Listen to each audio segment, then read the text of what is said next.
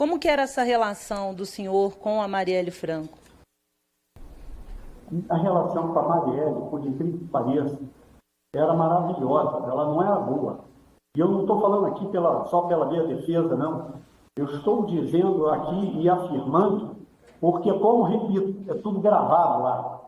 Então, a Marielle ia lá atrás, e como falou o pastor, até outro dia eu assisti o pastor Marcos, aqui numa das audiências, falando, ela ia lá para a gente bater papo, falar, ela sempre pediu um chicletinho e tal. Quando ela fazia as falas dela, muitas das vezes, ela falava comigo. Ela, quando teve a audiência pública do rei, se não me falha a memória, ela fez questão de ficar ao meu lado, em pé, ali na sua fala.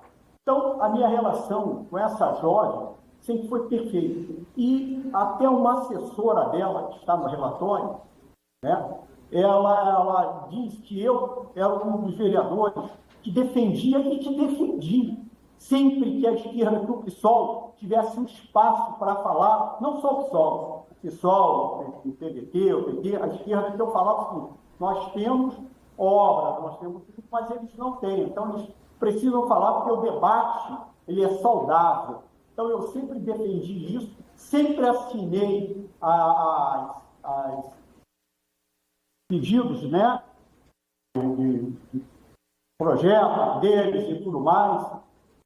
Nunca tive problema nenhum. Inclusive, o professor Tarcísio Mota, quando vereador, sabe dessa relação, porque o próprio professor vinha a mim pedir para apoiamento, né? E eu nunca neguei o apoiamento, e eu, como te falo, a gente base de governo.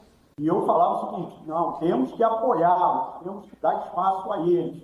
Só que quando juntava a esquerda toda, era um número muito pequeno. A época, PDT, PT, PSOL, tudo, muitas das vezes eu acho que estavam 12, 13 vereadores, que se dava pelo menos apoiamento de 17.